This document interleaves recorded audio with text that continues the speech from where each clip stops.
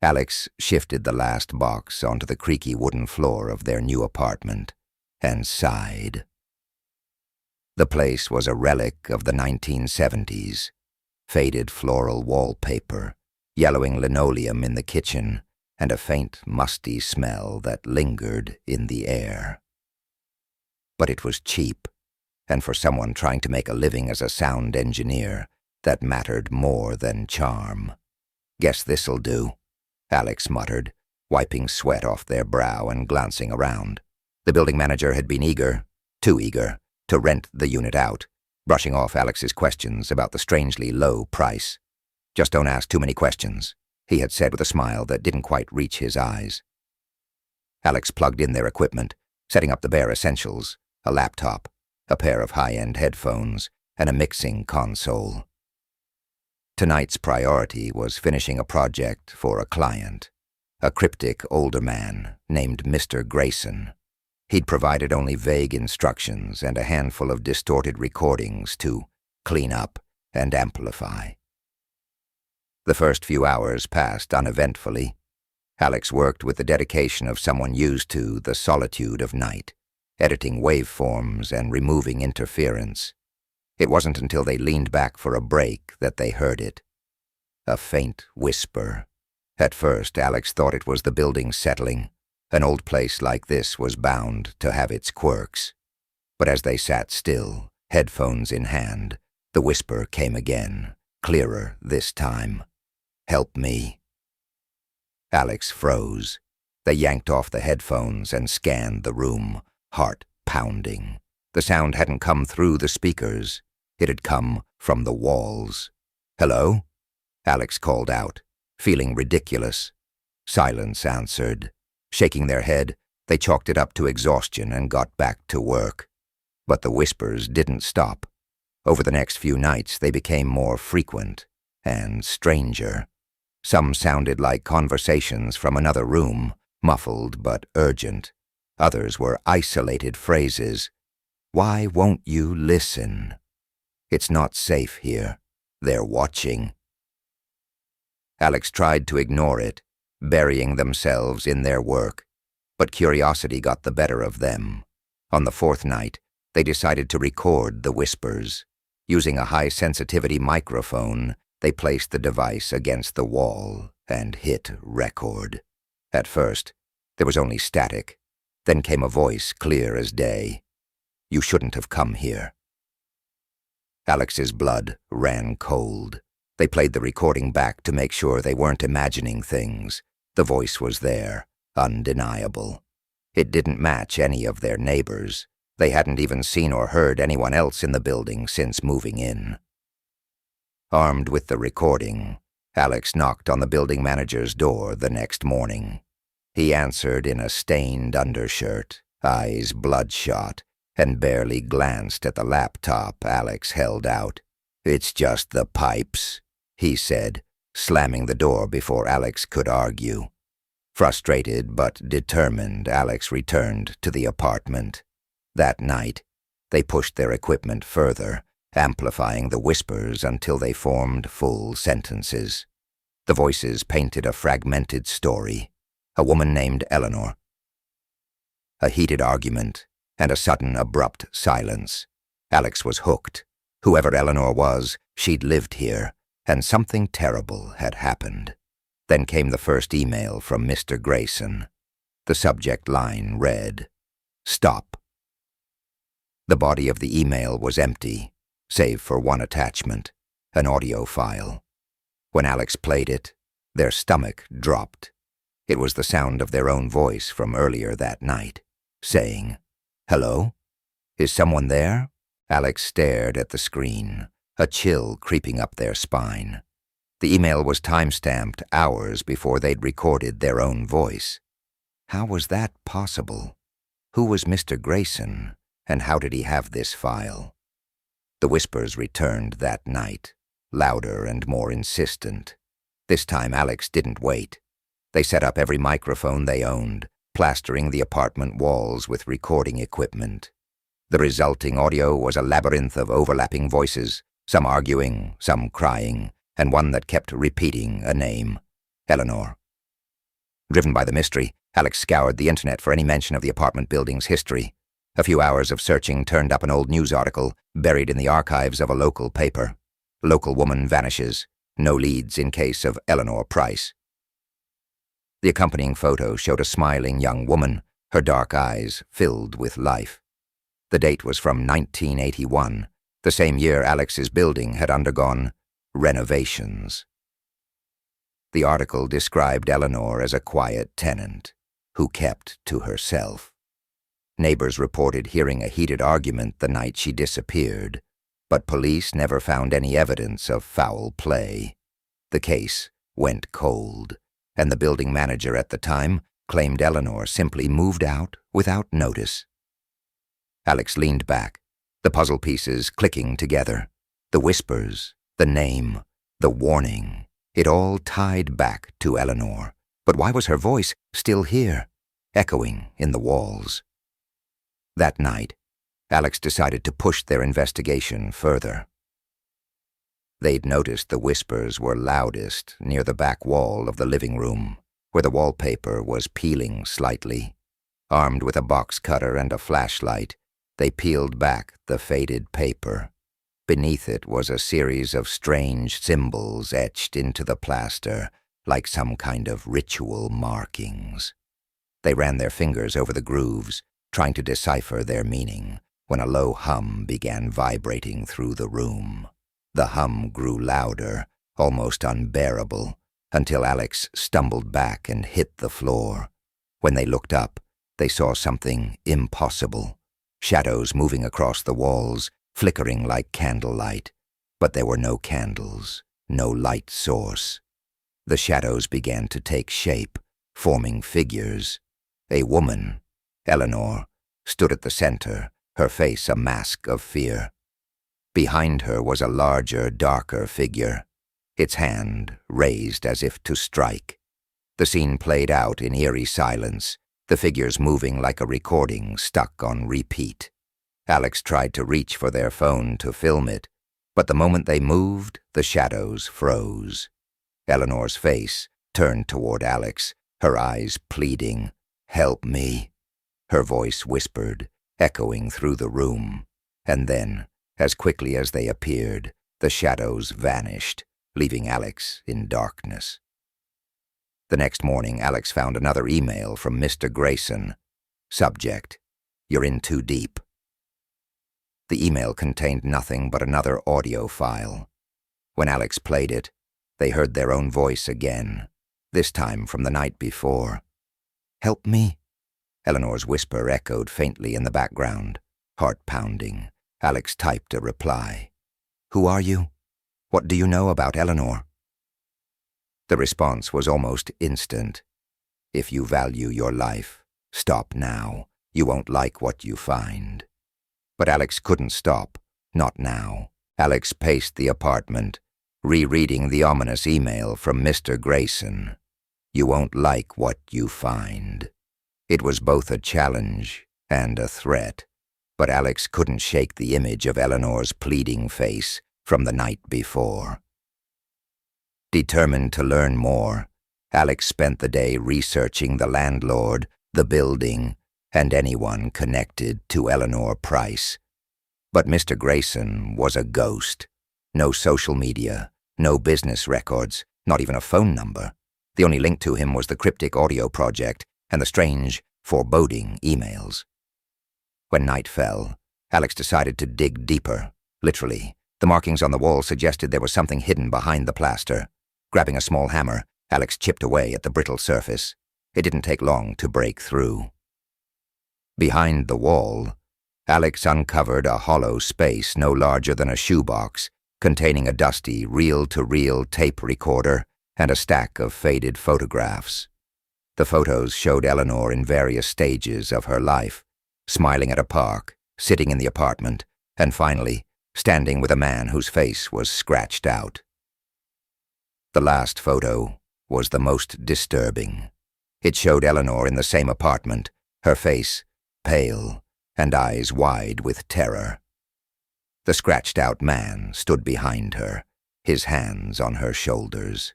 The tape recorder was ancient, but Alex managed to connect it to their equipment. They pressed play, and the room filled with static, followed by a chilling voice. She thought she could escape. She was wrong. You will be too. Alex recoiled as the voice dissolved into a deafening scream. The scream was cut off by a loud knock at the door. Alex jumped, heart racing. They hadn't seen or heard another person in days. Who could it be? Peering through the peephole, Alex saw a man in a dark trench coat and wide-brimmed hat. He looked up as if sensing Alex's gaze, his face shadowed but unmistakably hostile. "Open the door," the man said, his voice low and commanding. Alex backed away, grabbing their phone to call the police. But when they glanced at the peephole again, the hallway was empty. Shaken but resolute, Alex returned to their laptop to examine the tape further. They ran the recording through spectral analysis software, isolating the layers of sound. Beneath the threatening message, they found something shocking, a faint heartbeat, as if the recording itself was alive. At that moment, their inbox pinged. Another email from Mr. Grayson. Subject: "You don't listen." The email contained only one sentence: "The walls are alive, and so is she." The floor beneath Alex trembled, a subtle vibration that grew stronger with every passing second. The whispers returned, louder now, their voices overlapping in a chaotic chorus. Alex grabbed the photos and ran out of the apartment, only to stop short at the end of the hallway. The man in the trench coat was standing by the stairwell, his head tilted unnaturally, as if watching them from an impossible angle. He spoke without moving his mouth. "You should have stopped.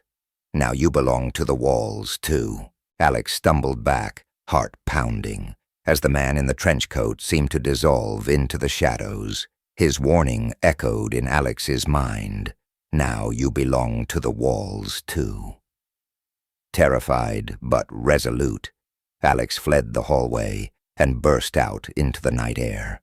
Standing under the flickering streetlights, they caught their breath and tried to piece things together. Why was this happening? Who or what was Mr. Grayson?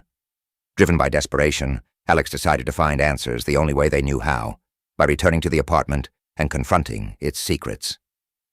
Back in the living room, Alex spread the photos across the floor. The scratched-out figure loomed in every image of Eleanor, always in the background, always watching. But one photo caught Alex's attention. A faint reflection in a mirror behind Eleanor showed a shadowy figure resembling the man in the trench coat. Turning to the tape recorder, Alex replayed the chilling message. She thought she could escape. She was wrong. Beneath the words, Alex noticed a low, rhythmic sound. Boosting the audio, they heard something unmistakable, a voice crying out, "Help me! He's still here." It was Eleanor. That night, the whispers returned, louder than ever. They weren't just in the walls now. They filled the air around Alex, wrapping them in a cacophony of voices, pleading, laughing, crying. The symbols etched into the walls began to glow faintly, casting an eerie light. Alex grabbed a flashlight and followed the sound to its source, the bedroom closet. The air inside was ice cold, and a strange wind seemed to pull Alex forward. As they stepped in, the door slammed shut behind them, and the floor gave way. Alex found themselves falling, then landing in what appeared to be a forgotten basement. The room was enormous, filled with dusty furniture and strange equipment. On one wall hung a series of reels, each labeled with a name. Eleanor's name was among them. Alex grabbed the reel and found a player nearby. The recording began with soft static, then Eleanor's trembling voice. "I thought I could leave. I thought I could be free, but he won't let me. The walls, they keep us here. They feed on us." Her voice broke into sobs. "Please, if you're hearing this, don't stay. Don't listen. He's watching you." The recording cut off abruptly, replaced by a deep guttural laugh that made Alex's skin crawl. Turning to leave, Alex froze. The man in the trench coat stood at the base of the stairs, his shadow stretching unnaturally long across the floor. "You've come too far," he said, his voice cold and hollow. "The walls are hungry, and now they've claimed you too." The room began to shake, the walls pulsating as if alive. Alex backed away, clutching Eleanor's reel, and stumbled into an old door marked Boiler Room. Inside they found a massive furnace, glowing with an unnatural light. The air was thick with heat and the whispers of countless voices. Hanging on the wall was a plaque, "Built by Grayson and Sons, 1923. It hit Alex like a thunderbolt. Mr. Grayson wasn't just a mysterious client. He was the architect of this nightmare. His family had built the building, trapping the souls of its victims inside its walls. The whispers grew deafening, and the furnace roared to life. The man in the trench coat stepped closer, his shadow engulfing the room. "You can't stop it," he said, "but you can join them." Alex backed against the furnace as the man in the trench coat advanced, his shadow writhing like living tendrils. The whispers from the walls grew louder, voices blending into a desperate chorus. "Help us! Burn it! End this!" Alex's hand brushed against a rusted pipe on the furnace, its heat searing their skin. An idea sparked. If the furnace was the heart of this nightmare, maybe it could also be its undoing. "I'm not joining anyone," Alex said, voice trembling but defiant. The man tilted his head, his cold smile widening. "You think you can fight it? The walls feed on despair, on fear. You've already given them everything they need." But Alex wasn't listening. They grabbed the reel of Eleanor's recording and yanked it from the player. The whispers grew frenzied, as if the walls themselves were screaming. Clutching the reel tightly, Alex hurled it into the furnace. The effect was immediate. The fire surged, casting an eerie green light, and the room began to shake violently. The man in the trench coat let out an inhuman roar, his form flickering like a faulty projection. "You don't know what you're doing," he bellowed, his voice layered with dozens of others. "I'm ending this," Alex shouted. As the furnace raged, Alex noticed the symbols etched into the walls glowing brighter. They realized that the markings were part of a ritual, one designed to trap spirits like Eleanor's. Grabbing a wrench from the nearby workbench, Alex began smashing the walls, breaking the symbols one by one. Each strike sent shockwaves through the room, and the voices shifted. No longer whispers, they became shouts of defiance. "Free us! Don't stop! Burn it all!" The man in the trench coat lunged at Alex, but his form was unstable, his hands passing through walls and furniture like smoke. "You can't destroy this place," he screamed. "It's bigger than you. It's eternal." Alex ignored him, focusing on the furnace. They spotted a gas pipe running along the ceiling, its valve rusted but still functional. With shaking hands, Alex turned the valve, releasing a steady hiss of gas into the room. "This ends now," Alex whispered. They grabbed a loose piece of metal and jammed it into the furnace, creating a makeshift fuse. Sparks danced as the metal heated, and the whispers in the walls turned to frantic cries. The man's shadow loomed over Alex, his face contorted in rage. "If you do this, you'll die with us." Alex looked him square in the eyes. "Better than letting you win." They lit the fuse. The explosion was deafening, the force throwing Alex across the room.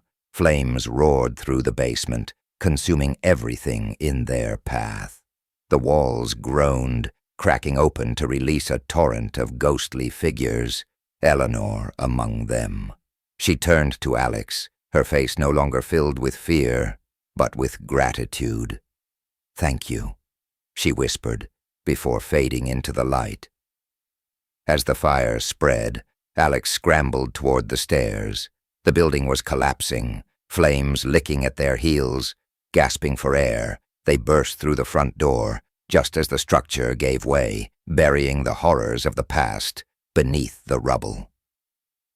In the aftermath, Alex sat on the curb, watching firefighters douse the remains of the building.